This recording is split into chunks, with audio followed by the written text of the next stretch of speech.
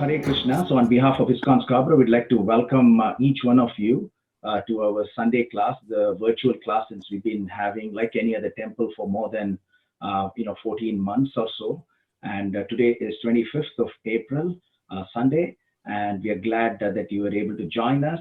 And today we have a very special speaker, His Grace Adi Gadadhar Das Prabhu, who's given a class for the ISKCON Scarborough devotees a few months ago, and we are honored to welcome Prabhu again. And Prabhu is actually working today. He's a doctor by profession. He was introduced to Krishna consciousness in 1998 at the age of 18 when he was in Mumbai.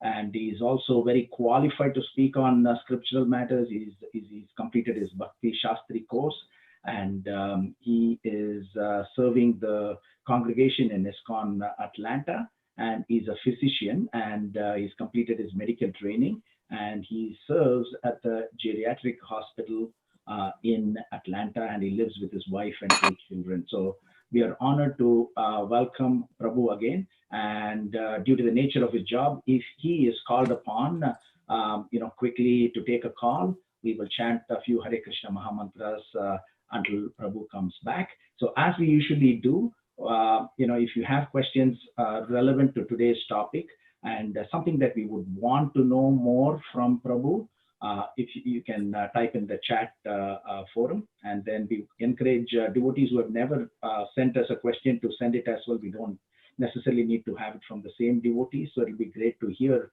from your perspective any of the relevant questions related to today's topic. So today we have a very special topic. Prabhu is going to speak to us on the glories of Shyamananda Pandit, and the reason this topic was chosen is because tomorrow is the appearance day of Shyamananda Pandit, and through this bridge of hearing, we will be connected to the mercy of Shyamananda Pandit. And as we know, hearing is very important because we know from the scriptures, the Brahmana's wives, they've never seen Krishna, but they got attracted by hearing about Krishna. Same thing, Rukmini, the first queen, was attracted to Krishna just by hearing from these great personalities. And so was Narada Muni when he was a maidservant's son, when he heard from the traveling mendicants as well. So hearing is so important, and especially hearing about a great Acharya in our Brahma Madhva Gaudiya Vaishnava Sampradaya is fabulous, and we're grateful. And with that, I would like to welcome Gadadhar Das Prabhu. Over to you, Prabhu. Hare Krishna. Thank you very much, Prabhuji, Anand Gauranga Prabhu, for giving me this opportunity to speak some Krishna Katha to all of you at ISKCON Scarborough today. Am I audible, Prabhu? Is it clear? Yes, very clear, Prabhu. Hare Krishna. So thank you very much. Let us start by chanting our Mangalacharan prayers. Om Ajnanatimirandhasya Jnananjana Shalakaya Chakshurunmilitam Yena Tasmai Shri Gurave Namaha. Shri Chaitanya Manobhishtam Sthapitam Yena Bhutale Swayam Rupa Kadamhyam Dadati Swapadantikam Vandeham Shri Guru Shri Yuta Padakamalam Shri Guru Vaishnavamscha Shri Rupam Sagrajatam Sahagana Raghunathanvitam Tam Sajivam Sadvaitam Savadutam Parijana Sahitam Krishna Chaitanya Devam Shri Radha Krishna Padan Sahagana Lalita Shri Vishakhan Vitamscha Nama Om Vishnu Padaya Krishna Prishthaya Bhutale Shrimate Bhakti Vedanta Swami Niti Namine Namaste Saraswate Deve Gauravani Pracharine Nirvishesha Shunyavadi Paschatya Deshatarine Vancha Kalpatarubhyasya Kripa Sindhubhya Evacha Patitanam Pavanebhyo Vaishnavebhyo Namo Namaha. Namo Mahavadanyaya Krishna Prema Pradayate Krishnaya Krishna Chaitanya Namne Gaura Twise Namaha.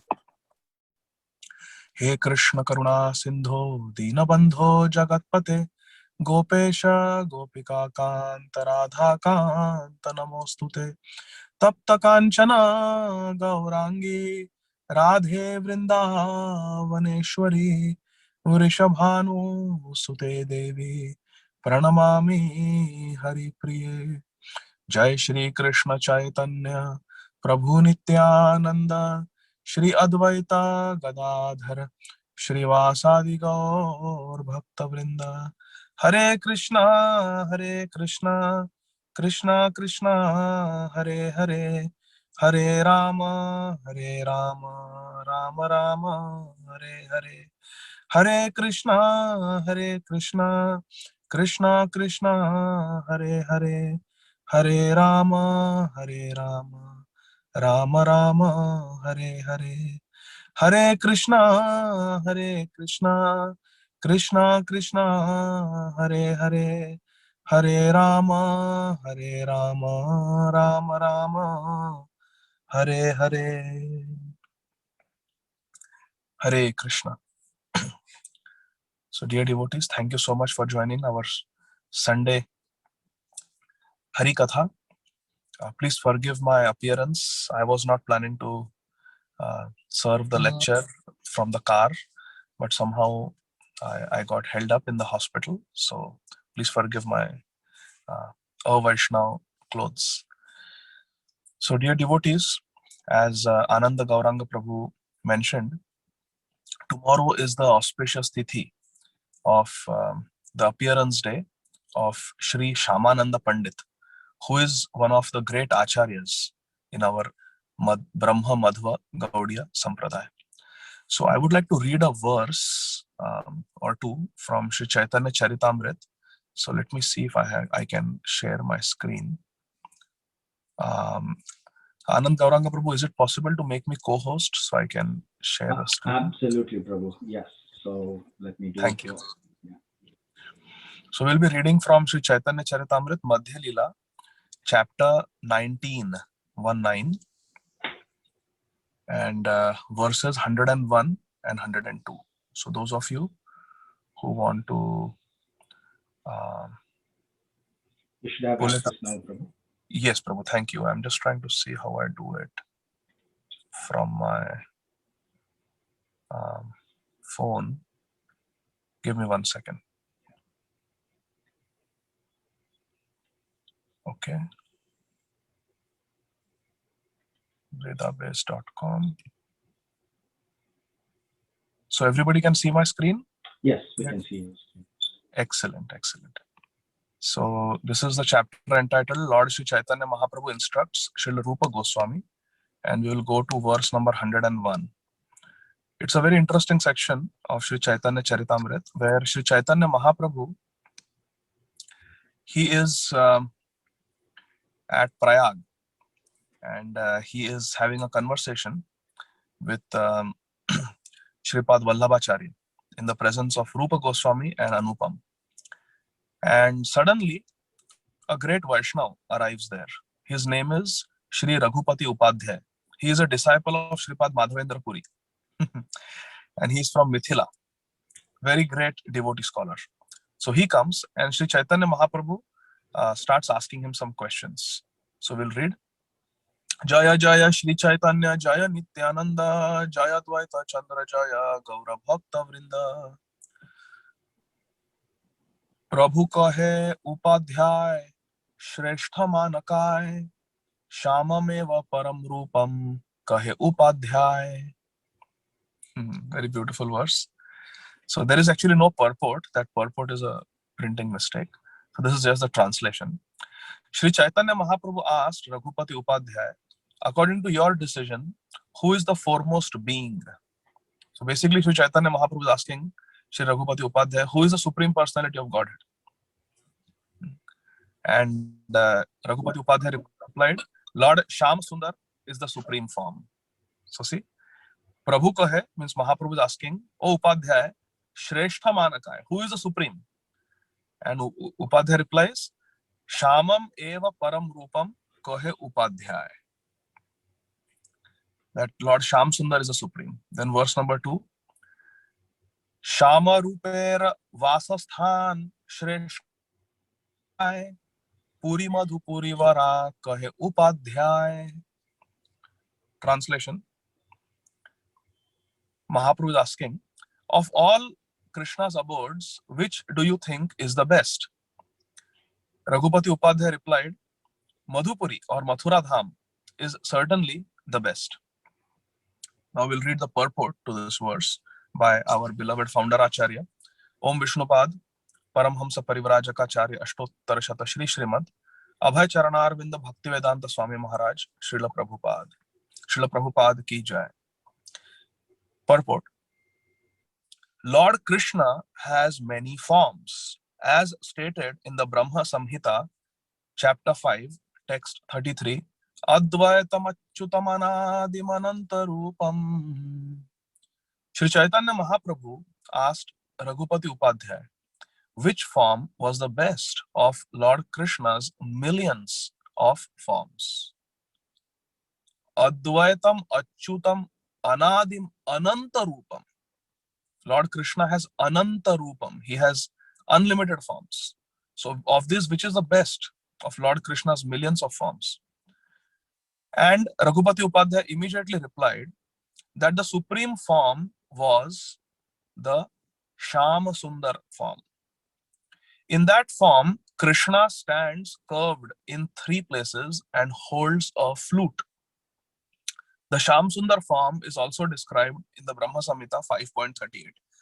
Premanjana churita bhakti vilochanena santah sadaiva hridayeshu vilokayanti yam shama sundaram achintya gunaswarupam govindamadi purusham tamaham bhajami. I worship the primeval Lord Govinda, who is always seen by the devotee whose eyes are anointed with the pulp of love. He is seen in his eternal form of Shyama Sundar, situated within the heart of the devotee. Those who are filled with ecstatic love for Krishna always see the form of Shyama Sundar within their hearts. Raghupati Upadhyay confirms that the absolute truth, the Supreme Personality of Godhead, has many incarnations: Narayan, Narasimha, Varaha, and others. But Krishna is distinguished as the supermost. According to Srimad Bhagavatam 1.3.28, Krishnastu Bhagavana Swayam. Krishna is the original personality of Godhead. Krishna means Shyama Sundara, who plays his flute in Vrindavan. Of all forms, this form is the best of all. Krishna lives sometimes in Mathura and sometimes in Dwarka, but Mathura is considered the better place. This is also confirmed by Sri Rupa Goswami in his Upadeshamrit. Vaikuntha janito vara Madhupuri. Madhupuri or Mathura is far superior to the Vaikuntha lokas in the spiritual world.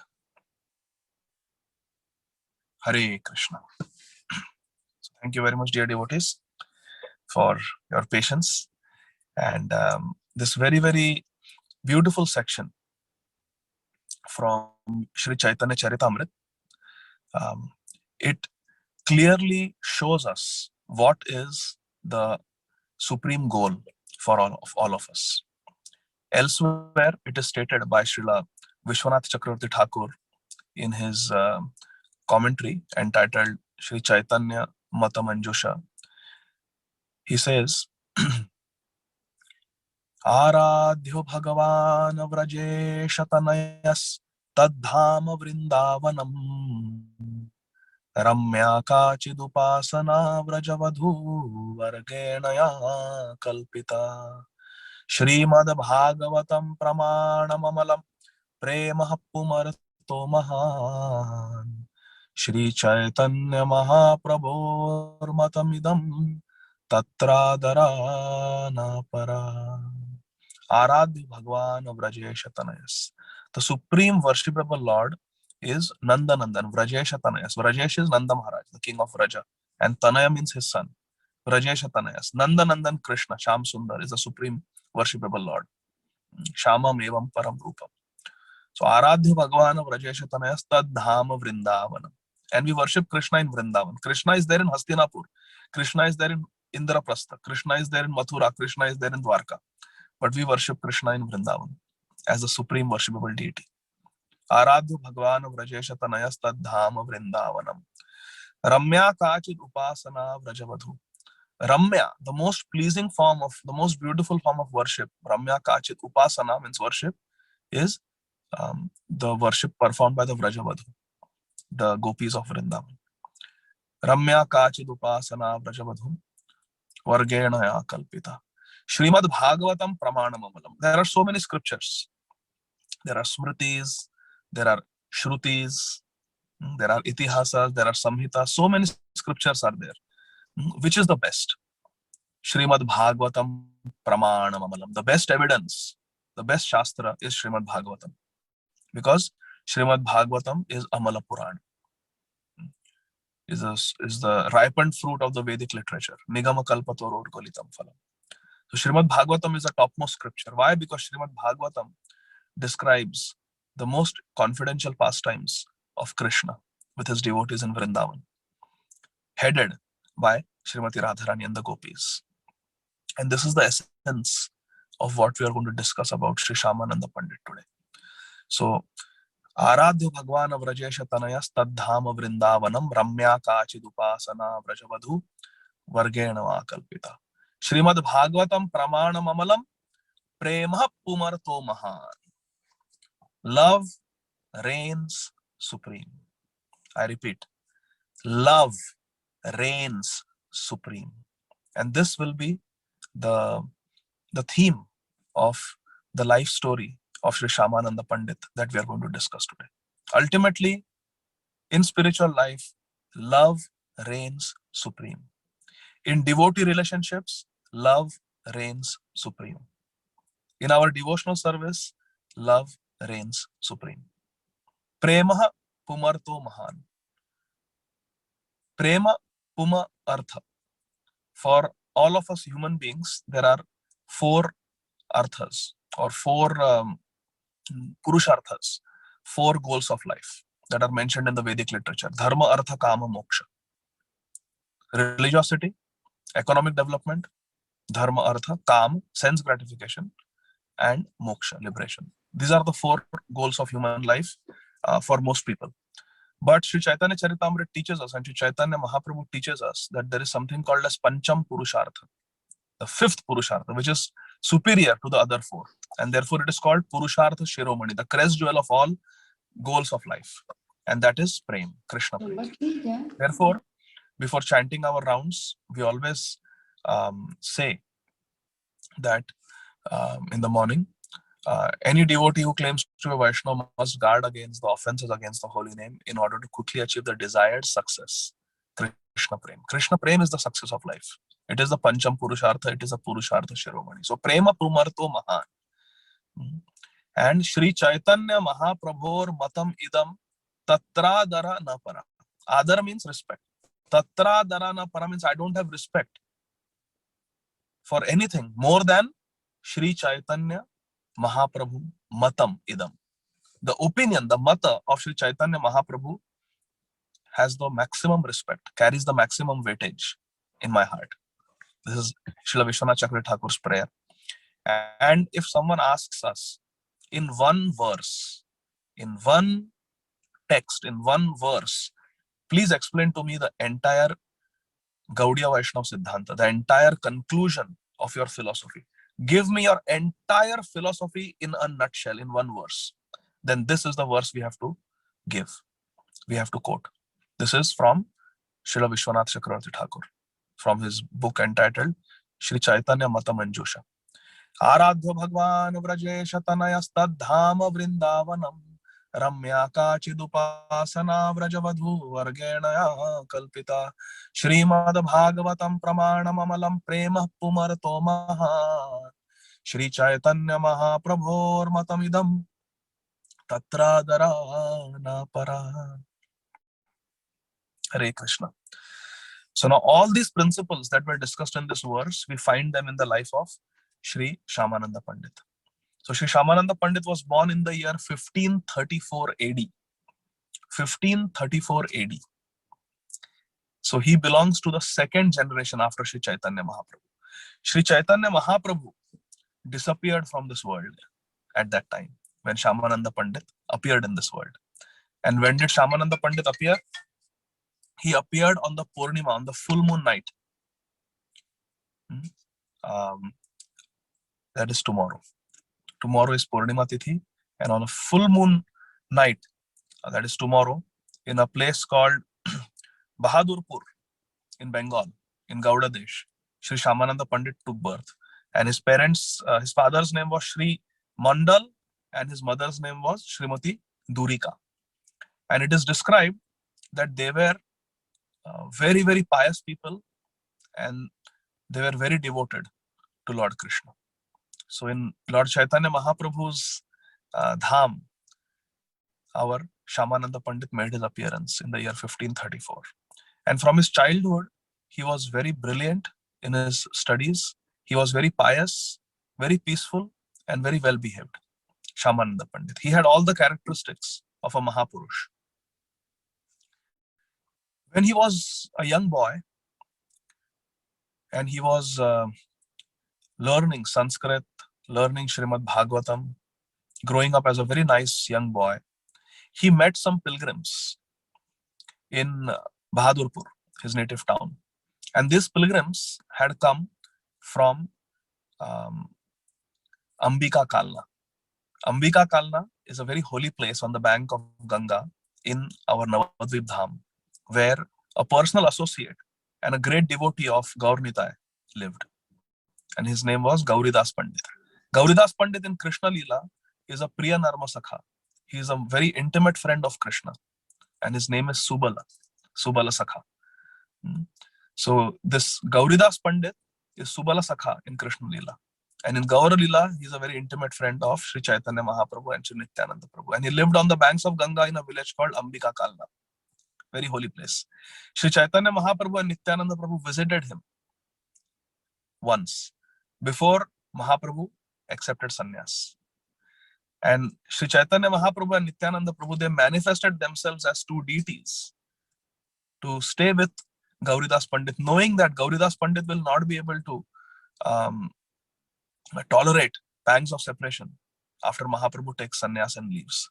So Mahaprabhu stayed in his house in the form of his beautiful wooden deities, Gaur Nitai.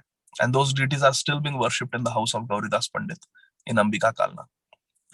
Gauridas Pandit's most intimate disciple was Hridaya Chaitanya. This Hridaya Chaitanya was so great a devotee that once when Gauridas Pandit was chastising Hridaya Chaitanya, Gaur Nitai jumped into his heart and took shelter in his heart. So actually Gauridas Pandit was angry with Gaur Nitai, and he was chasing Gaur Nitai with a stick. And he was angry with Hridaya Chaitanya also. It's a very beautiful pastime. We don't have time today to discuss it. So Gauridas Pandit started chasing his Gaur Nitai deities with a stick. And Gaur Nitai got so scared because Gauridas Pandit was upset with Hridaya Chaitanya and with Gaur Nitai. That Gaur Nitai, right in front of Gauridas Pandit, jumped into the heart of Hridaya Chaitanya. At that time, his name was Hridayananda Brahmachari. They jumped into the heart of Hridayananda Brahmachari and took shelter. When Gauridas Pandit saw this divine Leela, his heart melted completely. And his anger was gone, and he understood how great his disciple was. So he renamed him, because Chaitanya Mahaprabhu took shelter in his Hridaya, in his heart. He named him Hridaya Chaitanya. So Hridayananda Brahmachari became Hridaya Chaitanya Das. So this Hridaya Chaitanya, he was the Acharya in the school, in the Gaudiya Vaishnava school in Ambika Kalna. And his disciples visited Bahadurpur, where Shyamananda Pandit was a young boy. And when he saw the quality of devotion of the disciples of Hriday Chaitanya Goswami, our Shyamananda's heart melted. Shyamananda came from a very humble background, and it is described that his parents, they had many children before the birth of Shyamananda, and they all died.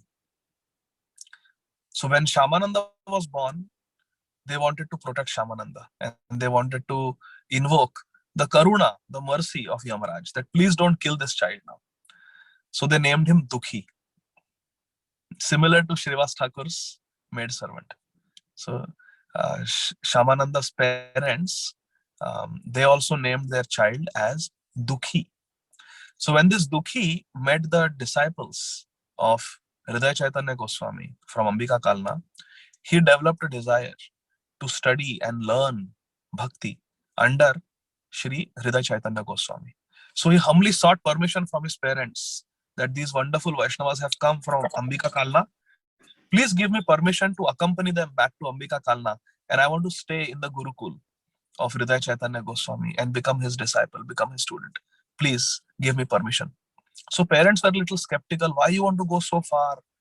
Why you want to leave us and go? You are so young.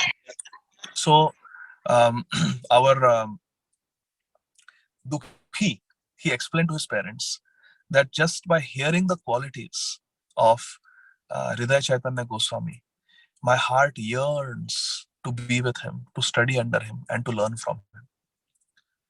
So just like our Ananda Gauranga Prabhu at the beginning of the class, he was mentioning, he was quoting the examples of Srimati Rukmini Devi. He was quoting the examples of the Yajnapatnis. How just by hearing, they got attracted to Krishna. Hearing is such a powerful process. So just by hearing about the qualities, the devotion of Hriday Chaitanya Goswami, our Dukhi got completely attracted, and in his heart he accepted him as a spiritual master. His parents saw his sincerity and gave him permission. So Dukhi traveled with all those devotees to Ambika Kalna. And it is described that when he went there, Hriday Chaitanya Goswami was sitting and he was chanting Hare Krishna, Krishna Krishna, Hare Hare, Hare Ram, Ram Ram, Hare Hare. And with his other disciples, this Dukhi, a young boy, he came and he offered obeisances. And as soon as Hriday Chaitanya saw this boy, he realized that he is very special. He is a very great soul. So he immediately accepted him in his fold and started training him. And then seeing the devotional qualities of Dukhi, our Hriday Chaitanya Goswami was very, very pleased. And he understood that this boy has the potential to become a great devotee of Krishna one day. So he started giving special attention and special training to this boy. And when that right time came, he initiated Dukhi. And he gave him the name Dukhi Krishnadas. So Dukhi was the name that he had received from his parents, Shri Mandal Prabhu and Durika Mataji. And out of respect for them, who were great devotees, our Hriday Chaitanya Goswami maintained that name Dukhi, but added Krishnadas. Yes, your name is Dukhi, but now you're Dukhi Krishnadas. He gave him that name. So in Dukhi Krishnadas, he was engaged in the service of Gaur Nitai by his spiritual master, Shri Hriday Chaitanya Goswami. So one day, Dukhi Krishnadas asked his Guru Maharaj, what service can I do? So his spiritual master gave him many, many services, menial services, collecting flowers for the worship of Gaur Nitai deities. These were self-manifested Gaur Nitai deities that Mahaprabhu and Nityananda Prabhu themselves manifested. So very special deities, very beautiful deities, and big deities also. When you go to Navadvip, we should go to Ambika Kalna and take darshan of these deities. So engaged in many, many menial services in the ashram. And for many years, he performed these services and chanted the Hare Krishna Mahamantra very sincerely. After becoming duly qualified, one day, Hriday Chaitanya was asked by his pet student, Dukhi Krishnadas, that Guru Maharaj, can you please give me permission to go on a pilgrimage? I want to travel to all the holy places like Jagannath Puri and Shri Vrindavan Dham, and then I'll come back to you. So immediately, Hriday Chaitanya Goswami gave permission. So then for 8 years, Dukhi Krishnadas, all alone, he traveled to all the holy places. Specifically the holy places where Sri Chaitanya Mahaprabhu had been to, like Sri Rangam, Pandharpur, Vrindavan, Jagannath Puri. All the holy places where Sri Chaitanya Mahaprabhu went, our Dukhi Krishnadas also visited. And it is described that he went there for spiritual inspiration. And this is very instructive for all of us, my dear friends. When we go to holy places, we go there to associate with the great devotees who are living in those holy places. Because great souls, they take shelter of the holy places. Why? Because Sri Rupa Goswami has said that in the Panchanga Bhakti, the 5 limbs of Bhakti, one of them is Mathuravas, staying in a holy place. So when we go to holy places like Sri Jagannath Puri and Sri Vrindavan Dham, we see many, many pure devotees who are living there. Many great Mahantas, many sadhus who are doing bhajan for years over there. And the purpose of going to holy places is not just to see the holy places, but to derive inspiration from the great souls who live there. This is very instructive. Dukhi Krishnadas visited the holy place for inspiration. Inspiration from the great devotees who live there. Yudhishthir Maharaj tells Vidur in Srimad Bhagavatam, Tirthan Kurvanti Tirthani.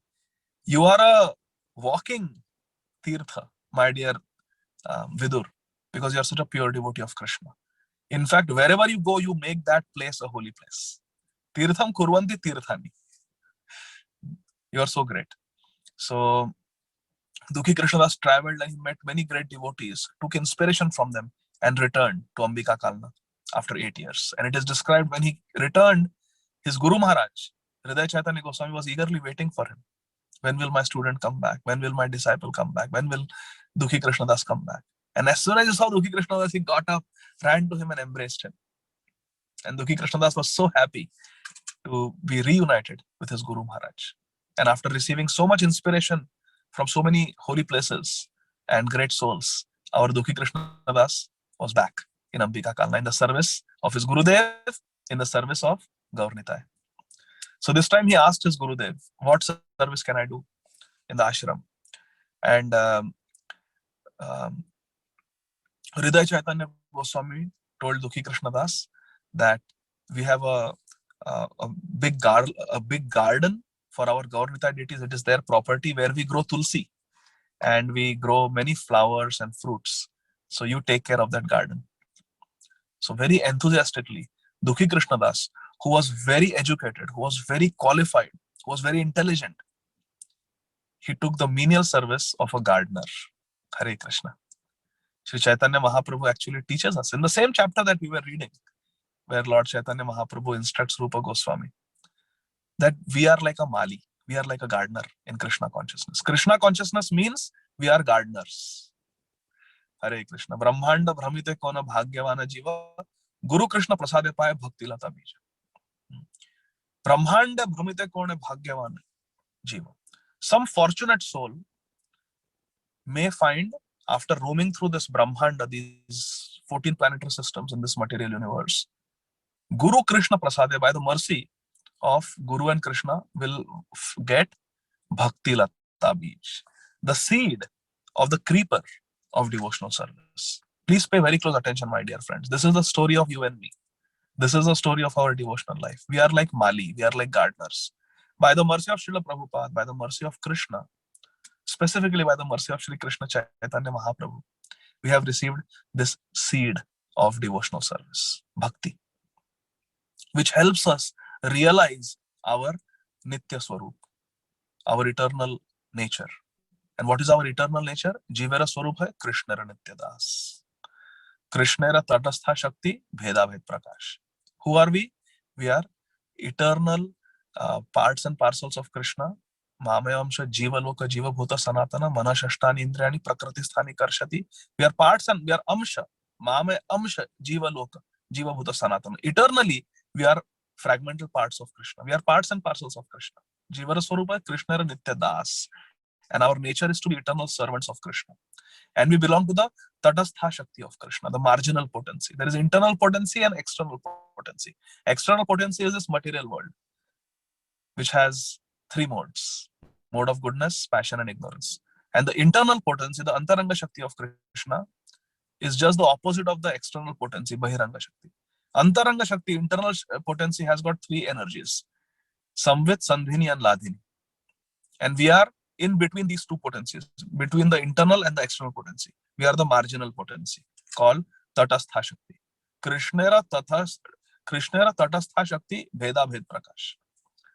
Achintya Bheda Bhed Tattva. We are simultaneously one with Krishna because we are his part and parcel.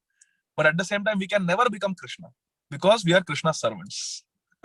Jivera Swarupa Krishnera Nityadas. This is called Achintya Bhed Abhed. We are one with Krishna, but we are not one with Krishna at the same time. So this, because we are one with Krishna, because qualitatively we are like Krishna, but we are his servants. We cannot become Krishna. A jiva can never become Jagdish. So this is the essential principle that we have to understand, that it is our nature to be a servant of Krishna. So we have to become Mali. Krishna consciousness means we have to become a gardener. So we get this seed when we get our beads, when we get our bead back for the first time in life. When we get our beads, this is our seed. This is Bhakti Lata Beej. When we start chanting the Hare Krishna Mahamantra. Hare Krishna, Krishna Krishna, Hare Hare, Hare Ram, Ram Ram, Hare Hare. The seed of devotion is planted in our heart by the mercy of Guru and Krishna. And then by constantly hearing and chanting Shravanam Kirtanam Adi, Nitya Siddha Krishna Prema Sadhya Kabunoy, Shravan Adi, Shuddha Chitte Kariye Udoy. Nitya Siddha Krishna Prema. Being Krishna's Tatastha Shakti, being Krishna's energy, being parts and parcels of Krishna, because we are on the margin, we can fall in the external energy, which is Maya, or we can fall in the internal energy, which is Radharani of Krishna. We have potential to do both. But we have potential to love Krishna. Therefore, Nitya Siddha Krishna Prem. Krishna Prem is there. We have access to unlimited Krishna Prem. All of us do. Nitya Siddha Krishna Prem. But how do we realize it? It is like having money. Suppose $1 billion are given to us, and they are put in a bank account, and they are in our name, but we don't know about it. We don't know we have that money. We don't know what the bank account number is. We don't know we are owners of $1 billion. And let's say we are financially very hard pressed because of this lockdown, this COVID-19 pandemic. Let's say we lose our job and we are in a very financially distressful situation, and we are suffering because of that. But if someone just comes and reminds that, hey, you have received an inheritance from this grand uncle of yours, and it's $1 billion and it's all yours. Here is the bank account and here is your card. So then all our problems are solved. So similarly, just like this person who had $1 billion just did not know about it. Because he did not know, because of ignorance, he had no access to that money. Krishna consciousness means to regain access to our inheritance. And what is our inheritance? Our inheritance is Krishna Prem, Krishna Bhakti, devotional service. So how do we regain that access? By the process of devotional service. And this process is hearing and chanting. Shravan Adi, Shuddha Chitti, by cleaning our consciousness. Cheto Darpana Marjanam. When we chant Hare Param Vijayate Shri Krishna Sankirtanam. Chanting Hare Krishna cleanses our mind. So by cleansing our mirror of our mind, we gain access. By hearing and chanting, we gain access to this wealth of Krishna consciousness, of Krishna Prem. So this is our process. Just like a gardener waters the seed, protects the new sprouting sapling, puts fertilizers, manure, and keeps on watering, gives adequate sunlight, makes sure there is adequate sunlight. Similarly, my dear friends, we have to nourish our seed of bhakti with regular chanting of the holy name, regular hearing, serving the devotees, seva, service, devotional service. This is what nourishes our plant, our creeper of devotion. And we have to protect it with a fence. And what is that fence? To never criticize others. If we criticize others, we commit Vaishnava Aparadh, our spiritual progress will be halted. Our spiritual progress will stop. This is a fact. Devotees fall down because of two reasons: improper sadhana and criticizing. So we should be very careful about these two things.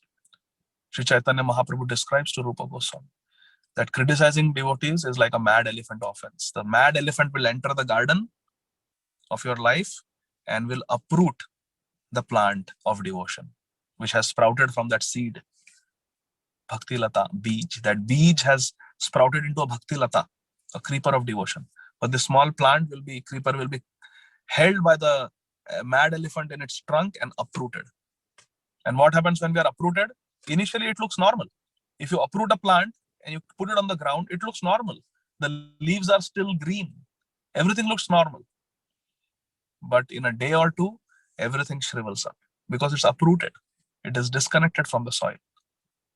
So the plant will become completely withered and shriveled up and dry. So similarly, when we criticize, immediately nothing may happen to us. We may think, so what? For some time, few days, few months, few years, nothing may happen. But the effect comes because we are uprooted. We will soon notice that our bhakti has become completely dried up. So we should not criticize. So Hridaya Chaitanya Goswami told Dukhi Krishna Das that you become a gardener. Hare Krishna. Which is our business. He became a gardener. And what did he do? He used to take earthen pots, my dear friends, and take them to Ganga, fill them with Ganga Jal, put them on his head, and bring them to the garden, where there are many fruit trees, many flowering plants, and there were many flowering plants also. So he would water them every day. And as he would water, he would be carrying those earthen pots on his head. And because of the weight, his head would get scratched. But he was so absorbed in the service that these trees are going to produce the fruits which will be offered by my Guru Maharaj to Gaur Nitai. These plants are going to produce flowers which will be offered to Gaur Nitai. These tulsi leaves, tulsi manjaris will be offered to Thakurji. Just absorbed in these thoughts, our Dukhi Krishna Das was completely blissful and oblivious of the injury that was happening to his scalp. He had no count how many pots of water he would carry on his head every day. Because India is a very hot tropical country. So you have to water the plants, especially tulsi and flower plants. The big trees, they have deep roots. They can get water, but the plants, they really need a lot of water. And he was so diligent in his seva. He would carry dozens and dozens of pots throughout the day on his head. Because of that, he got some ulcers on his scalp. And when the flies, they sit, they deposit some eggs in that wound. And then we get worms in the wound. Those are the eggs of the worms. So our little Dukhi Krishna Das, he got maggots in his wounds on the head, worms. But he was again so engrossed in his service. Tears would flow from his eyes thinking that these flowers will be offered to Thakurji. These fruits will be offered to Thakurji. I have to make this garden very beautiful for the service of Guru and Gauranga. He was completely absorbed in that mood. He did not even realize that he has got maggots. He has got worms in his wounds on the scalp. One day, as he bent down to put a pot of water in the garden, his Guru Maharaj, Hridaya Chaitanya Goswami, was sitting and chanting there. And he's noticed that there are worms and wounds on his head. So he immediately went and he asked, my dear child, my dear Dukhi Krishna Das, what happened to your scalp? What happened to your head? You've got so many wounds there and worms.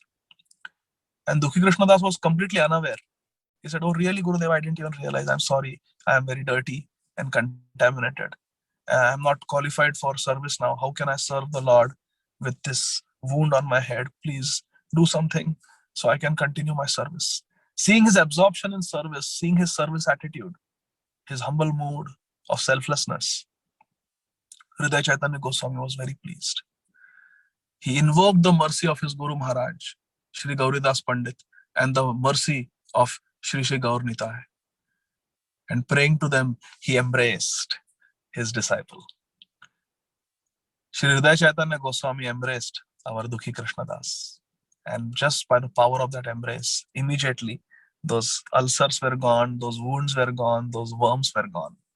He was completely healed instantly. And then his Gurudev said, now you can continue with your service. Be careful. Be careful. Keep a turban or a cloth on your head when you carry those pots so you don't get injury. Just tie a turban. So such is the love of Hridaya Chaitanya Goswami for our Dukhi Krishna Das. Dukhi Krishna Das continued to make immense spiritual advancement.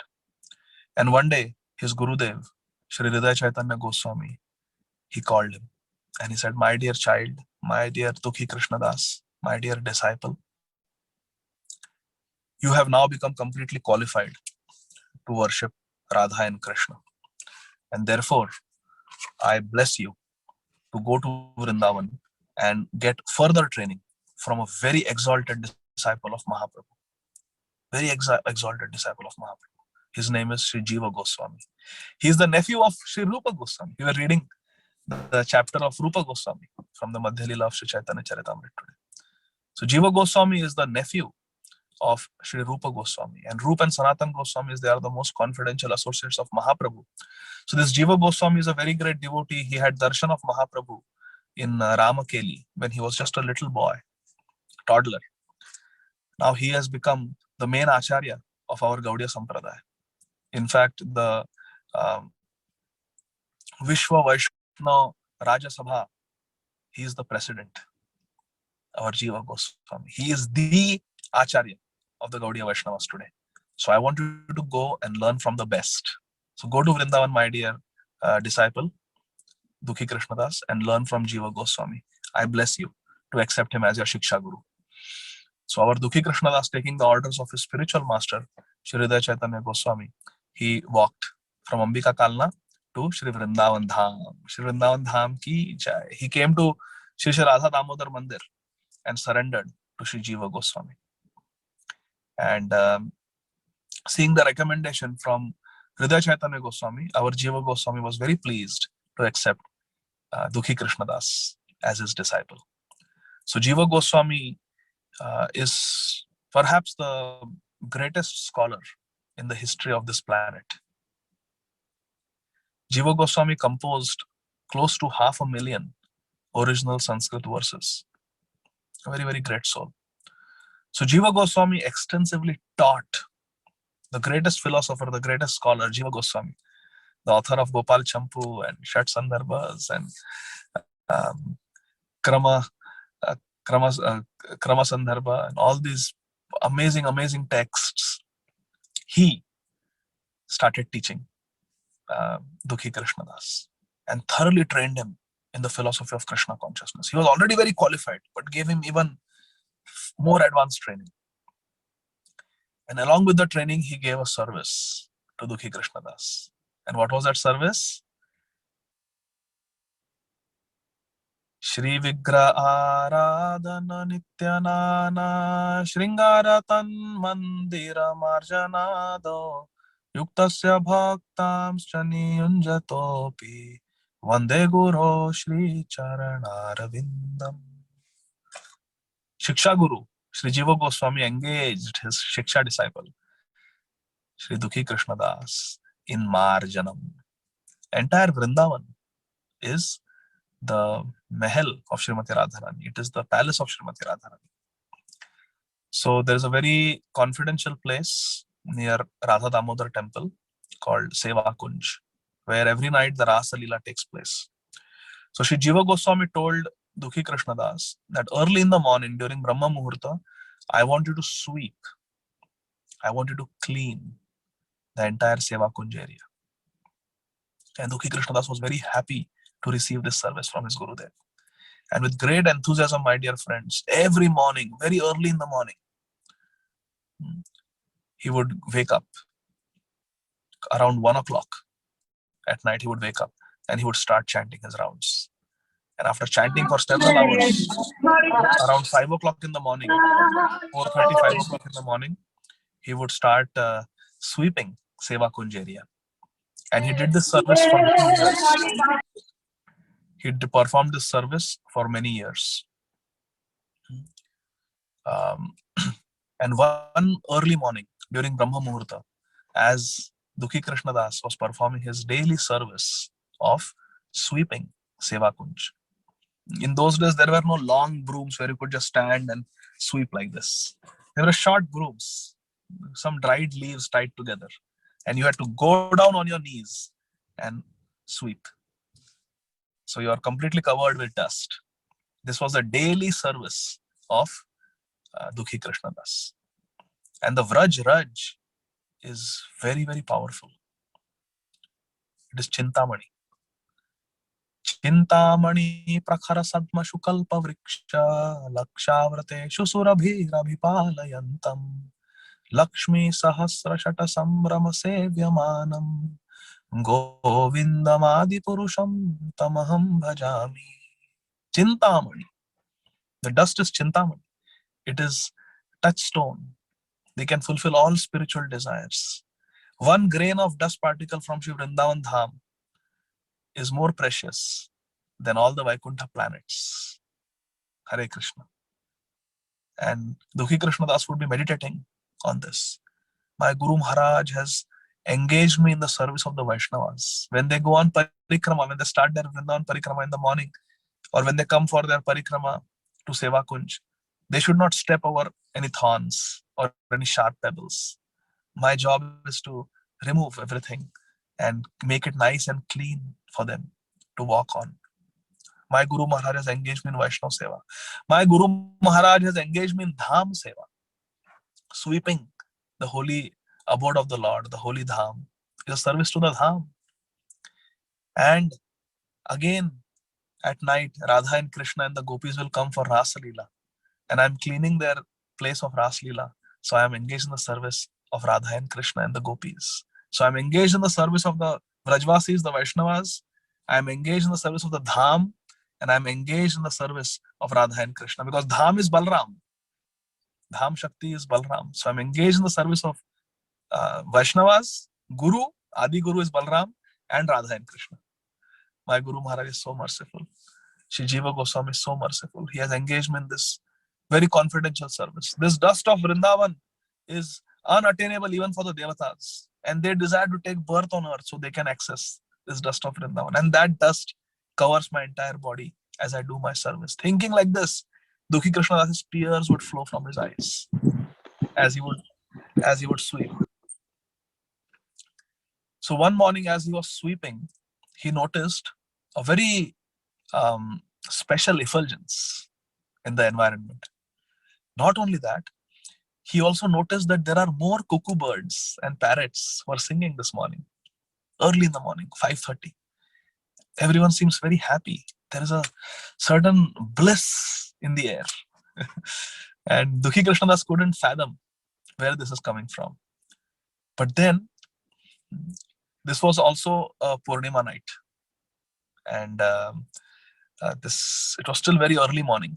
And under a tree, he found an area which was glowing with a very transcendental effulgence.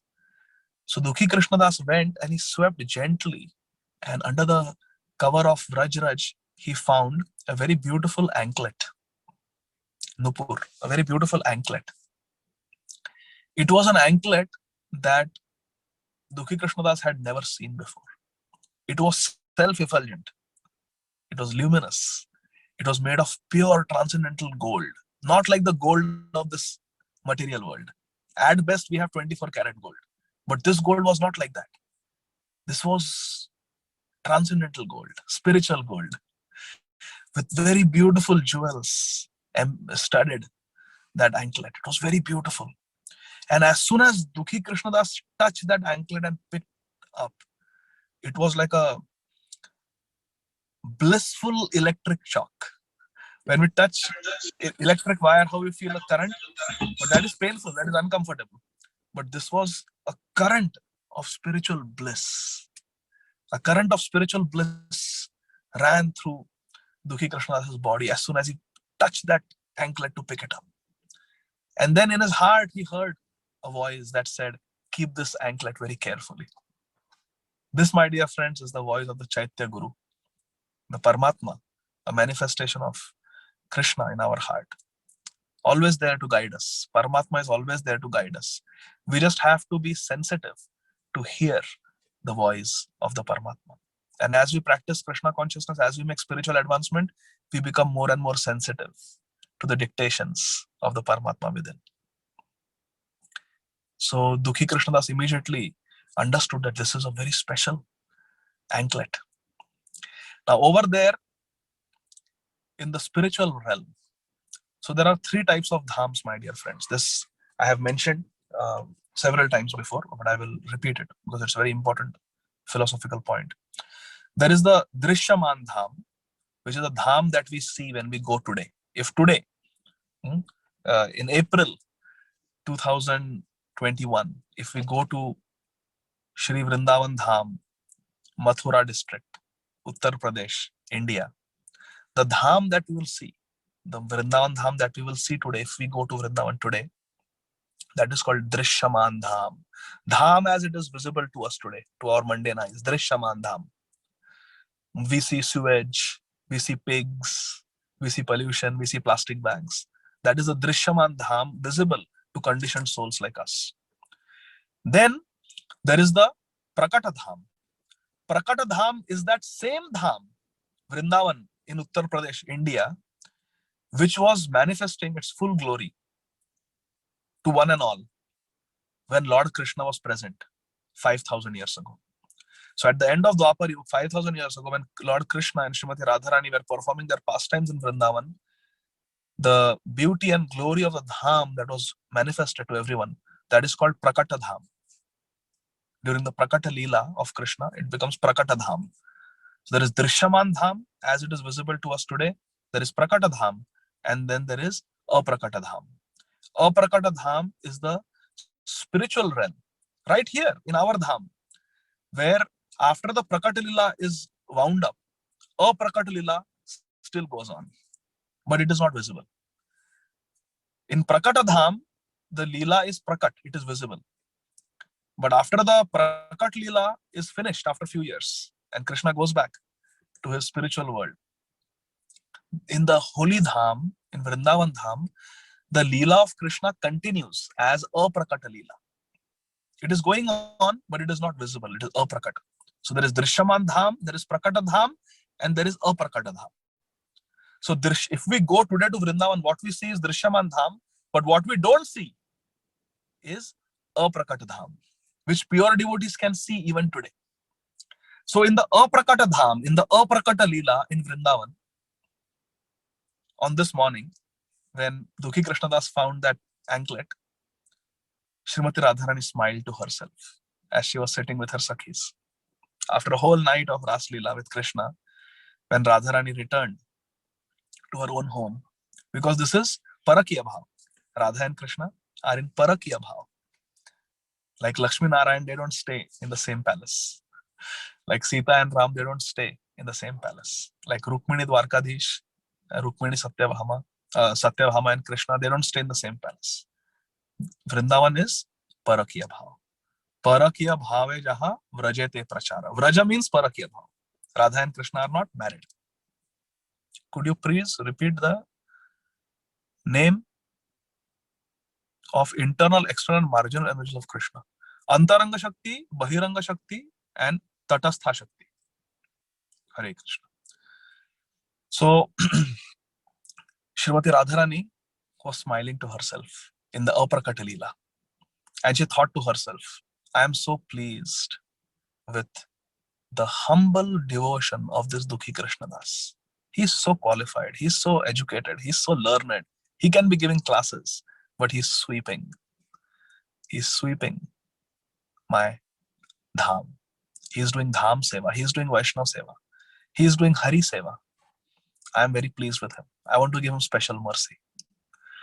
So that's why Srimati Radharani left her anklet for Dukhi Krishnadas on the path where he used to sweep every morning.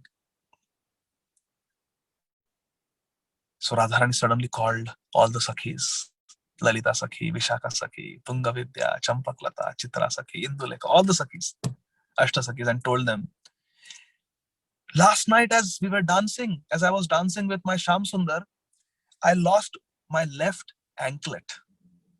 And this is my favorite anklet. It's there in my right ankle, but my left anklet is missing.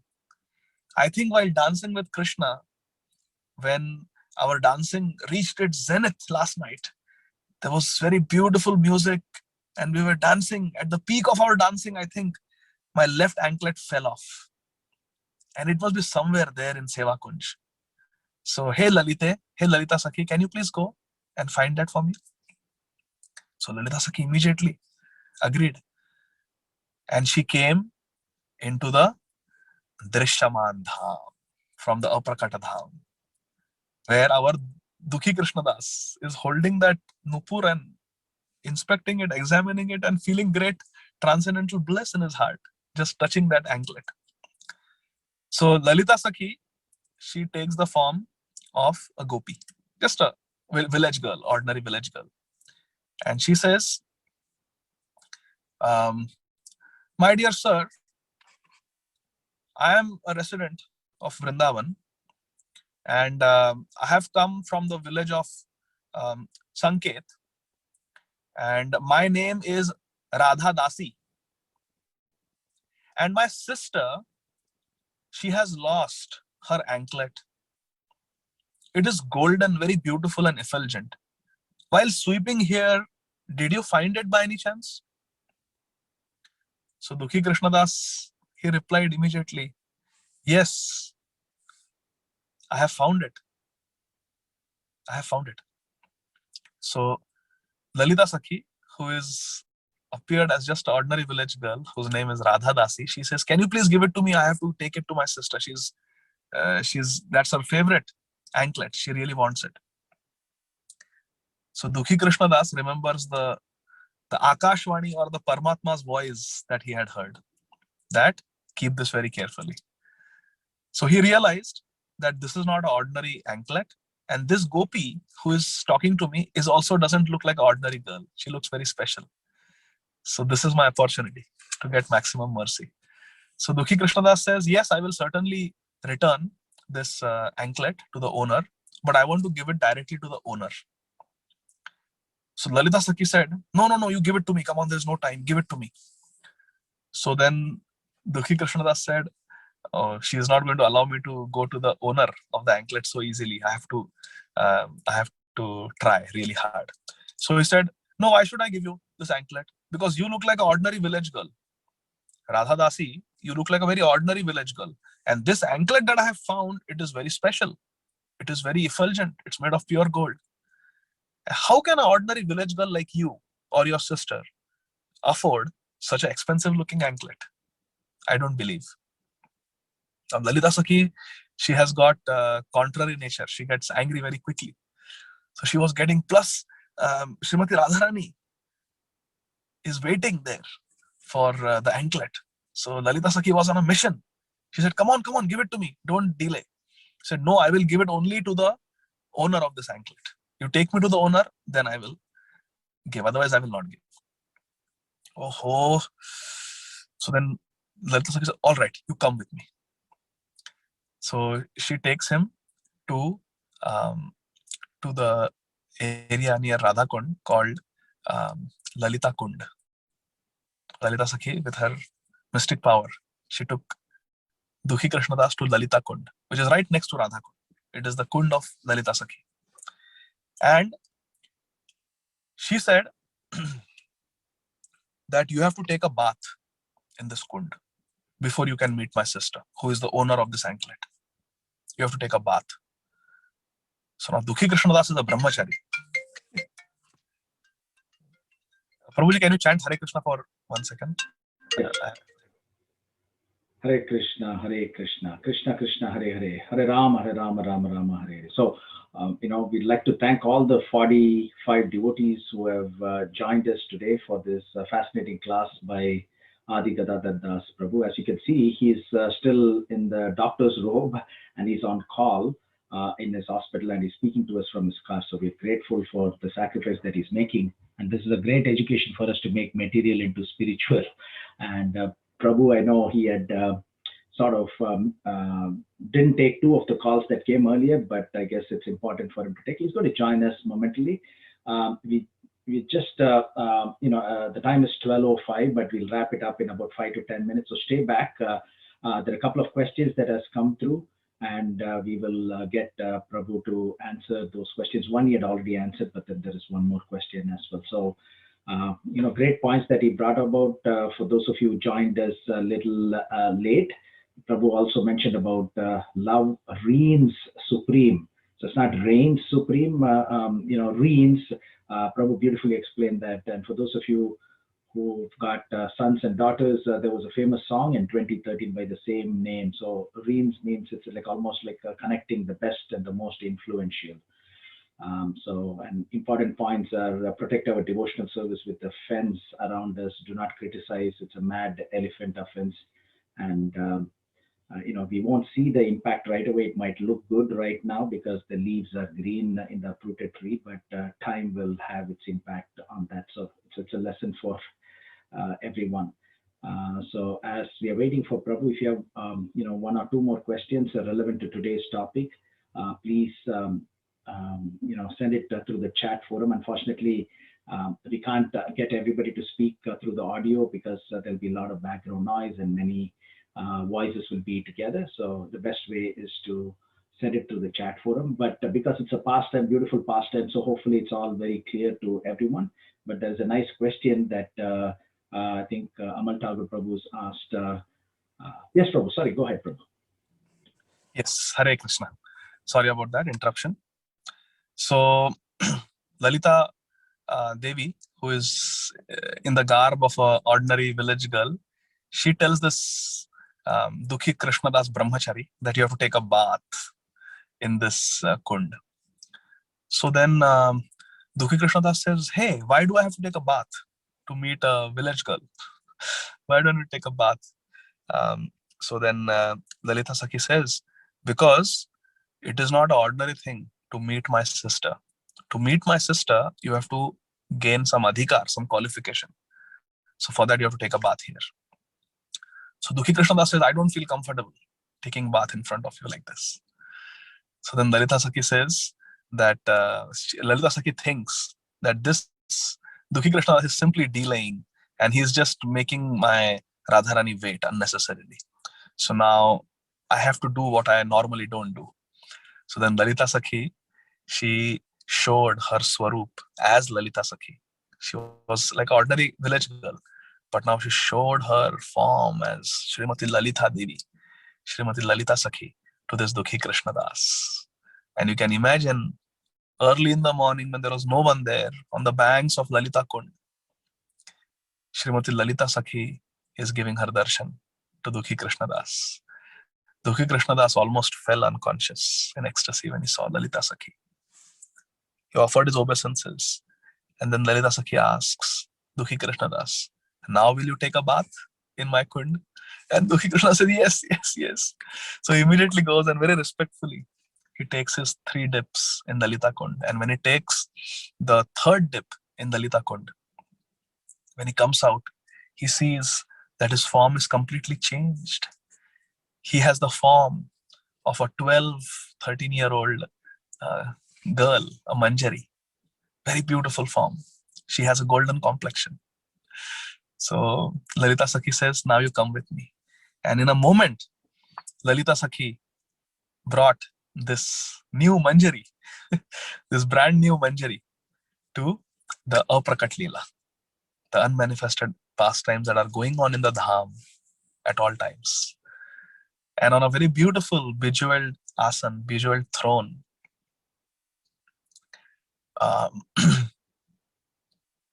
Srimati Radharani is sitting. And this young Manjari goes and offers obeisances to Srimati Radharani.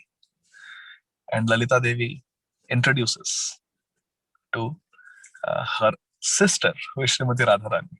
Says, "This is my sister, she is Srimati Radharani." And as soon as Srimati Radharani glances at this brand new Manjari, Srimati Radharani says, "Welcome home, my dear Kanaka Manjari." Hare Krishna.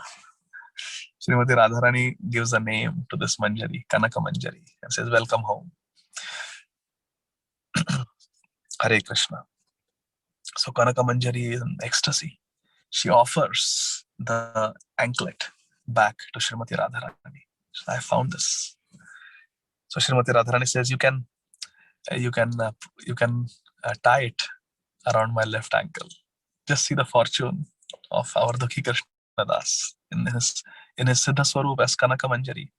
He gets to tie the beautiful Nupur anklet to Srimati Radharani's left ankle.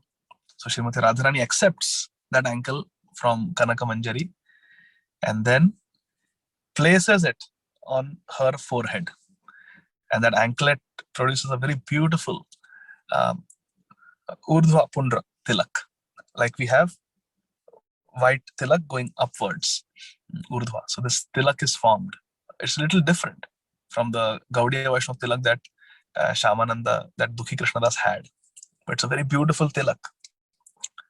And then it is described that Srimati Radharani took a very precious stone, a moonstone, and put some sandalwood paste, chandan, some camphor, and some musk, and then added some saffron, keshar, to it, and took that mixture, and in between these two lines, Srimati Radharani put a beautiful dot with that mixture. With her own lotus finger, she put a dot.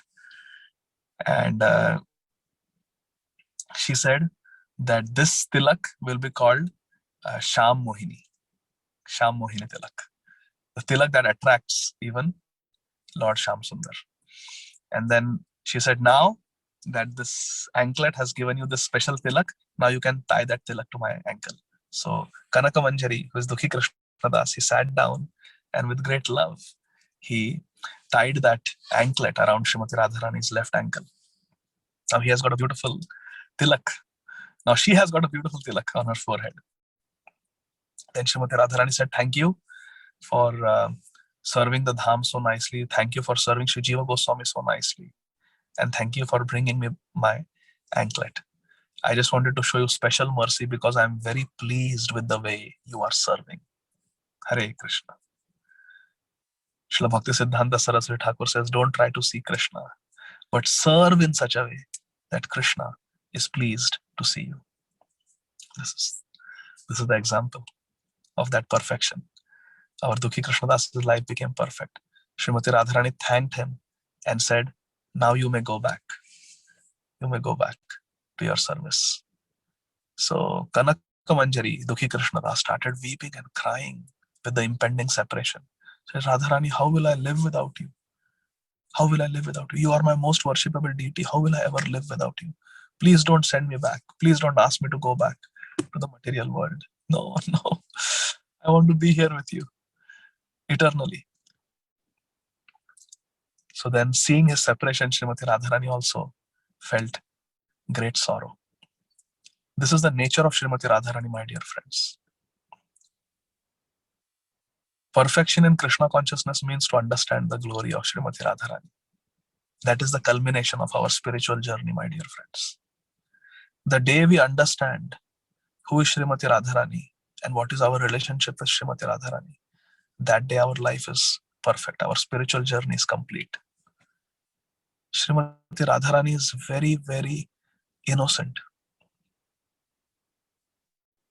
Bholi Sarkar. She's called Bholi Sarkar. Very innocent. And she has a nature to bestow mercy on the most unqualified. Therefore, she's called Albeli Sarkar. She's Albeli. Nobody can predict what she will do. She's the most merciful. Srimati Radharani. Most merciful. Srimati Radharani felt great sorrow that now my Kanaka Manjari has to go back to the mortal world. So from her loving heart, she manifests a very beautiful Tribhanga, threefold bending form of Lord Shamsundar. Tribhanga deha sundaram nakhadviti tujakaram amulya ratna bhushanam namami nandanandanam. A beautiful threefold bending form of Shamsundar, a deity of Lord Shamsundar. She manifested from her own heart, from the heart of Srimati Radharani, and gave to Dukhi Krishnadas Kanaka Manjari and said, in separation from me, you worship the object of my love, Shamsundar. I am called Radhika because I worship Krishna, because I worship Shamsundar. Shamsundar, by the way, my dear friends, is a very confidential name of Krishna. Krishna has many names. Krishna has many forms and Krishna has many names. But Shamsundar is a name of Krishna which only the gopis and Srimati Radharani address Krishna by. Srimati Yashoda Maiya will never call Krishna Shamsundar. Nanda Maharaj will never call him Shamsundar. Subal Sakha or Shridam, Madhumangal, Stoka Krishna, they will not call Krishna Shamsundar. Shamsundar is the name of Krishna that is called upon by the gopis in Madhurya Prem. Srimati Radharani calls him Shamsundar. Therefore, Srila Prabhupada, in the heart of Vrindavan Dham, where he established our ISKCON temple, he named the deities Shri Shri Radha Sham Sundar. So this beautiful deity of Krishna, Srimati Radharani gave Kanaka Manjari and said, I worship. Radhika means Aradhite, one who worships. So she says, I worship Shamsundar. And therefore, seeing your pain, seeing your separation, seeing your sincerity, and seeing your love for me, I want to give you that personality who is most dear to me. So here, keep Shamsundar. Shamsundar is yours. Krishna se tomar, Krishna dite paro, tomara shakati ache. Ami to kangal, Krishna Krishna boli, dhai tava pache pache. Krishna se tomar, Krishna dite paro, tomara shakati ache. A pure devotee can give Krishna to us. And Srimati Radharani is the source of all pure devotion. So Srimati Radharani, the fountainhead of pure devotional service, gave service to Shamsundar, to Kanaka Manjari, Dukhi Krishnadas, and said, my dear Kanaka Manjari, my dear Dukhi Krishnadas, because I am the best worshipper of Sham, I am called Shama. One of the names of Srimati Radharani is Shama. And because you gave me so much ananda, so much bliss with your humble, menial devotional service, and because you brought me back my lost anklet, I name you Shama Nanda, one who gives pleasure, ananda, to Shama, Srimati Radharani. So Srimati Radharani gave 3 gifts to Dukhi Krishnadas. She gave him a new tilak, which is called Shamanandi Tilak now. She gave him a beautiful deity of Shamsundar, and she gave him a name, Shamananda. So Dukhi Krishnadas became Shamananda. And then by blessing him, Srimati Radharani transported Kanaka Manjari, Dukhi Krishnadas, from the Aprakata Leela to the Drishyaman Dham. And again, our Dukhi Krishnadas was back in Seva Kunj with his broom. Some Vaishnava historians, they say that Dukhi Krishnadas's broom, it touched that Nupur when he swept, and that broom became gold, pure gold. So Dukhi Krishnadas was now having a new tilak. He was holding a golden broom in his hand. He had, and as soon as Radharani said, your name will be Shamananda, Dukhi Krishnadas's chest had Shamananda written across in tilak. Shamananda. He had a tilak and he was holding a golden broom and his beautiful, beautiful deity of Sham Sundar. And he is standing in Seva Kunj. He didn't know what to do. He was feeling separation, that I lost Radharani. I lost service to Radharani. I'm back here. So he turned around and went running to the Bhajan Kutir of Sri Jiva Goswami. And he went in the presence of Srila Jiva Goswami, who was sitting and chanting, and he fell at his feet. He didn't say a word. Sri Jiva Goswami saw his Shiksha disciple, Dukhi Krishnadas, and said, Dukhi Krishnadas, what happened? Your fair complexion has transformed into a golden complexion. You have become very effulgent, and you have all ecstatic symptoms manifested in your body. Where has this golden broom come from? And this exclusively beautiful deity of Krishna that you're holding, where did you get it from? And why is this name written on your chest? And what happened to your tilak? Your tilak looks very effulgent. So, Dukhi Krishnadas, in a secluded place, he narrates to Jiva Goswami everything that happened that morning. How he found the anklet. And the whole story he tells, how he met Srimati Lalita Sakhi, then how he met Srimati Radharani. And Jiva Goswami was described as someone who is generally very grave, very serious, and very sober. When he heard this, he couldn't control himself. He started jumping and dancing with joy, started singing, Radhe, Radhe, Jai Shri Radhe, Jai Shri Radhe, Jai Shri Radhe. He started singing and dancing in joy, and he picked up Dukhi Krishnadas and embraced Dukhi Krishnadas. And then Jiva Goswami told Dukhi Krishnadas, my dear Dukhi Krishnadas, in our entire Gaudiya Vaishnava Sampradaya, there has never been a devotee who has received such direct mercy from Srimati Radharani.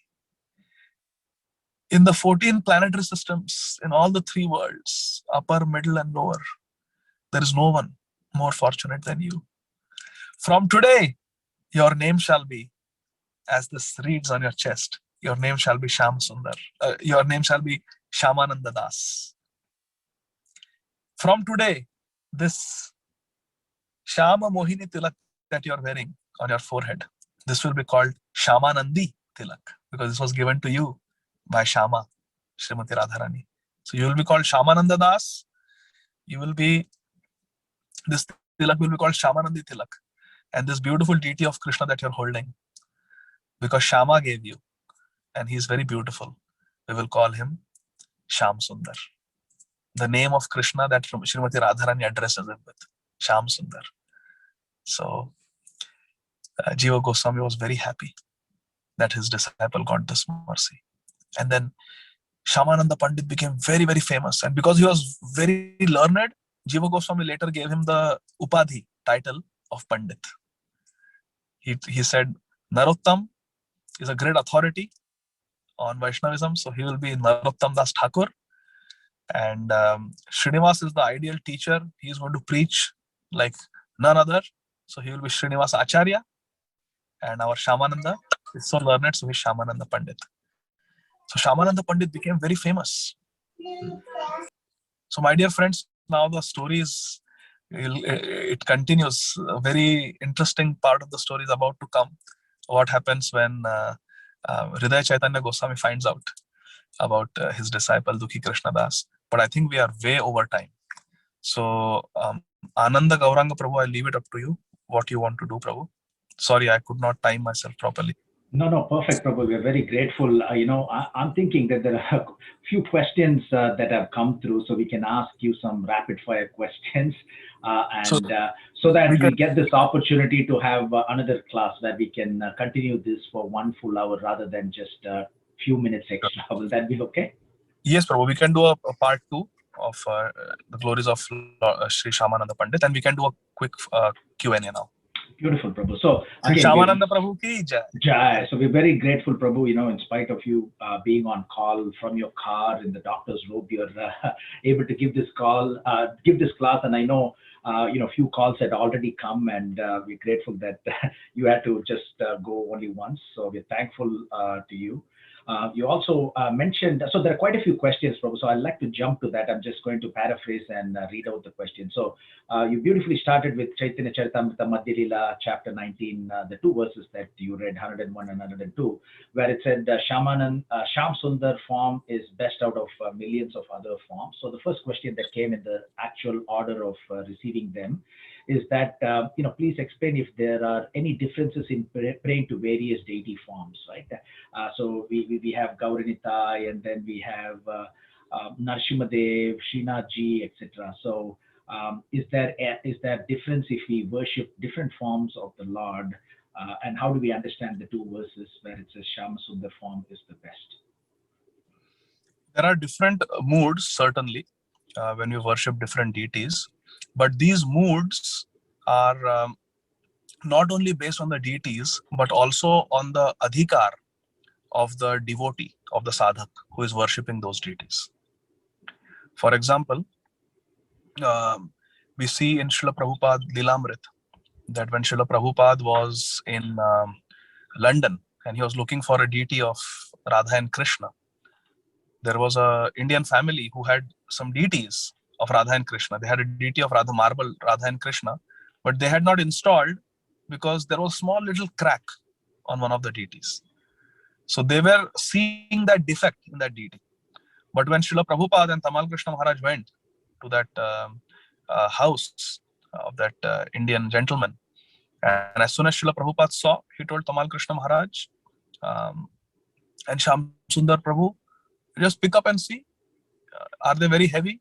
And Tamal Krishna Maharaj picked up Radharani, Sham Sundar Prabhu picked up Krishna. They said, not bad. Prabhupada said, let's go. And he just made them put the deities in a van and they drove off. And then after they went around the curve, Prabhupada said, stop. And he went, he opened, they lifted up the veil that was covering Radha and Krishna, and he started offering prayers. Venu Panantam Aravinda Dalaya Taksham Varhavata Samasitam Sundarangam Kandarpa Koti Kamaniya Vishesha Shobham Govindamadi Purusham Tamaham Bhajami. So Srila Prabhupada is seeing them as Radha London Ishwar, as Radha and Krishna. But that the family who had ordered them were seeing them as defective statue. You see, the deity is the same, but the bhav is different. Srila Prabhupada, being a pure devotee, he's seeing his Radha Sham Sundar in those deities. But someone else will see them as Lakshmi Narayan. Oh, Radha and Krishna are incarnation of Lakshmi Narayan only. A Ram Bhakta will see them as Sita Ram. When Goswami Tulsidas ji came to Vrindavan and he saw Radha and Krishna in one of the temples of Vrindavan, Krishna is holding his flute and he's standing in his threefold bending form, and Radharani is standing next to him. When Goswami Tulsidas ji, who is a pure devotee of Lord Ramachandra, he saw them, he got angry. He said, Lord Ram, what happened to your bow and arrow? Why are you holding that flute? Why are you holding that flute? If some demons come in the forest to attack Sita Devi, how will you protect her? Where is your bow and arrow? So immediately Krishna dropped his flute and picked up a bow and arrow. And that temple of Sita and Ram is still there in Vrindavan. It used to be a Radha Krishna temple. But so this is the bhav of a devotee. So there are different moods, but those moods, now of course this is an extensive topic to talk about what is the mood of Laddu Gopal, Radha Madan Mohan, Radha Govinda, Radha Gopinath, Radha Rasbihari. So this is a very extensive topic, but suffice it to say that the mood may be different, not just in the deity, but it is mainly based on the adhikar, the spiritual qualification of the sadhak, the devotional, the devotee, the practicing devotee. Another example is Srila Prabhupada instructing Jananivas Prabhu to always keep a peacock feather in the turban of Sri Chaitanya Mahaprabhu. Therefore, even to this day, if you take the daily darshan of our Panchatattva deities in Mayapur Dham, Sri Chaitanya Mahaprabhu in the center, he's standing in the center, and his turban, you will always see a peacock feather. You see? And Srila Prabhupada instructed, because he said many people who come, they don't know that Chaitanya Mahaprabhu is Krishna. So for them to understand, keep a peacock feather in Chaitanya Mahaprabhu's turban. But Sri Srimad Gaur Govind Maharaj, he says that we should not keep a peacock feather in the turban of Sri Chaitanya Mahaprabhu. In fact, Srila Prabhupada himself, in one of the purports of Sri Chaitanya Charitamrita, he writes that don't disturb the mood of Gaura. By putting a peacock feather, you are reminding Chaitanya Mahaprabhu that you are Krishna. So Prabhupada is saying, don't do that. Why? Because Krishna has come as Chaitanya Mahaprabhu to understand Radha Pranaya Mahima. What is the greatness of Radharani's love? So he has come in Radha Bhav. Radha Bhav Didu Suvalitam Naumi Krishna Swarupam.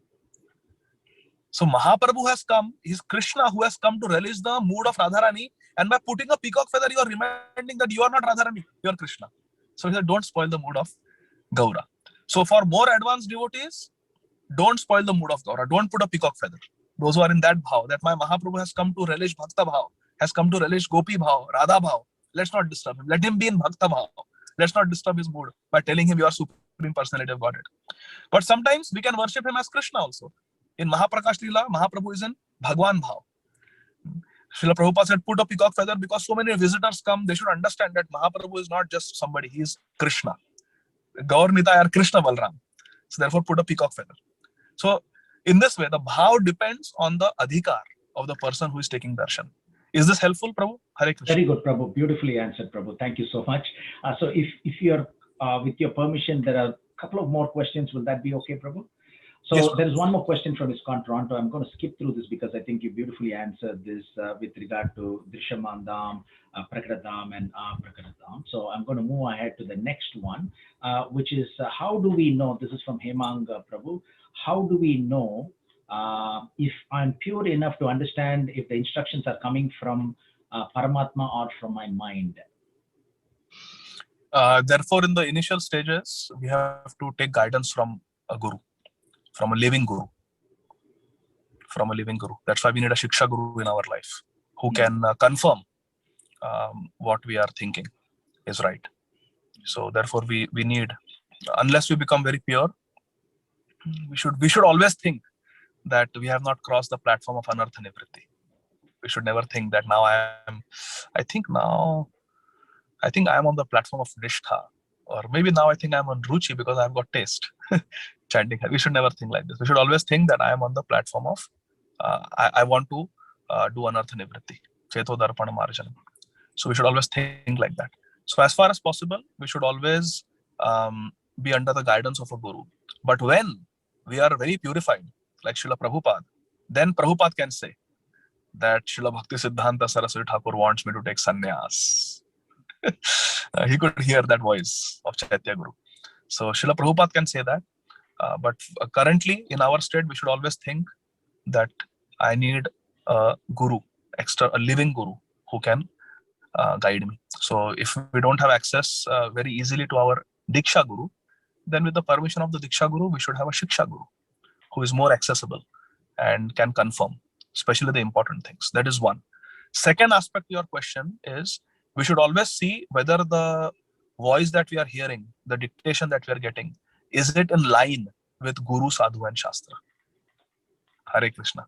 For example, I may think that today Krishna wants to wear a today Krishna wants to wear a tuxedo. I am going to dress my Krishna in a tuxedo. No. It is not in line with Guru, Sadhu, Shastra. So we cannot say that I am doing this because I heard the voice of Paramatma. So two things. First, we should always think that we are on the platform of Anartha Nivritti, and therefore we need a living guru to guide and confirm, especially if it's a major decision that we have heard. And second, whatever we hear, we should always filter it through the filter of Guru, Sadhu, and Shastra. Is that okay, Prabhu? Hare Krishna. Beautiful, Prabhu. Thank you so much, Prabhu. So I think we have a few more questions, but with your kind permission, we'll wrap it with last two questions, if it's okay, Prabhu. Yes, so yes, again, this is from ISKCON Toronto. Prabhu, you spoke about, all of them are very grateful for your wonderful class. I'm just cutting that out because I'm just getting straight to the question. So you spoke about improper sadhana. Would you be kind enough to give some examples? That's the question. Chanting our 16 rounds inattentively, chanting our rounds during driving or while playing with the kids or doing household chores like emptying the dishwasher or assisting in cooking or walking and chanting, going for japa walk and doing 16 rounds during japa walk. No. 16 rounds should be sitting in one position during Brahma Muhurta in the morning, attentively, And in one place, one asana, we should chant 16 rounds. And we can go for japa walks. We can chant in the car. We can chant in the office. We can chant while playing. We can chant while doing household chores. But they are all extra rounds. They are all extra rounds. So our 16 rounds have to be very attentive. And not doing them with exclusive focus, single-minded focus, attentively during Brahma Muhurta every morning is improper sadhana. Hare Krishna. Hare Krishna, Prabhu. So there are a few more questions. One last question for today, Prabhu. So this is from Santosh Chaitanya, Prabhu. So you had mentioned that when Radharani sees him sweeping, she thought that this devotee is qualified for better service like giving class.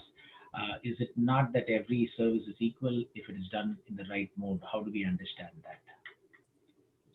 Yes, any service that is done is equal, and this pastime teaches us exactly that he was just sweeping, but that simple service of sweeping became very pleasing to Srimati Radharani, and therefore Srimati Radharani personally sent Lalita Sakhi, because in Rupa Goswami's Lalita Ashtakam, in the 7th verse, if you go to the 7th verse of Lalita Ashtakam of Srila Rupa Goswami, there Srila Rupa Goswami clearly says that Lalita Sakhi, when she sees that someone has a sincere desire to serve her beloved Radharani, Lalita Sakhi herself comes and awards Radha Dasyam, awards service to Srimati Radharani, to that sadhak. So this story actually proves this point that Santosh Chaitanya Prabhu is mentioning, that every service is equal. When Sripad Ramanujacharya took shelter of Kanchipurna and requested, can you tell me what service I can do for Lord Varadaraj? Shri Kanchipurna tells Sripad Ramanujacharya that you simply go to that well and you bring one pot of water every day for Lord Varadaraj. That will be very nice service. And Kanchipurna himself used to just fan the deities. He used to not offer arti or dress the deity or give classes, just fanning. Srila Prabhupada is sitting as a world acharya. Jagat Guru, Srila Prabhupada is sitting and he is giving lectures in New York and Los Angeles and San Francisco and Detroit and Atlanta. And he's remembering a simple Bengali lady who used to bring water for Radha Damodar. We all know that story. It's there in Prabhupada Lilamrit. And he was glorifying that Bengali lady so much that every morning before Brahma Muhurta, before the pujaris of Radha Damodar woke up, this lady would bring a bucket of Yamuna Jal for the service of Radha Damodar. That was her daily service. Nobody knew her. Nobody compensated her for her service. Nobody asked her, how are you doing? She was doing her service with enthusiasm, dedication, and sincerity. And here is a Jagat Guru, Srila Prabhupada, who is sitting on the Vyasasana with thousands of disciples and dozens of sannyas disciples. And Prabhupada is thinking about that simple lady who used to bring a bucket of water for Radha Damodar every single day. And Yamuna Devi, the prominent disciple of our Srila Prabhupada, Yamuna Mataji, when she heard this story of this woman, this old Bengali woman from Srila Prabhupada, when she was sent to Vrindavan Dham to help in the construction of Krishna Balram Mandir, for some time she was staying in Prabhupada's rooms in Radha Damodar temple. And Yamuna Devi made it a point that I will find out who this Bengali lady is who brings a bucket of water. And even at that time, she was doing that service in 1972. So Yamuna Devi made friends with that old Bengali lady. They could not understand the language. Yamuna Devi spoke English and she spoke Bengali, but they could communicate heart to heart. And Yamuna Devi said, I want to learn humble service from you. So here is such a great devotee, Yamuna Devi, and she is making friends with the simple, unknown Bengali lady who does menial service. So yes, Santosh Chaitanya Prabhu, you are right. The service is not what makes us great. It is the devotion and the emotion and the bhav behind that service that makes us great. Vidurani, the wife of Vidur, gave banana peels to Krishna, and Krishna was completely satisfied. And Duryodhan gave chappan bhog. Krishna did not even look at it. I don't want. So it is the quality of devotion that pleases Krishna, not the service. So thank you. Hare Krishna, Jagat Guru Srila Prabhupada.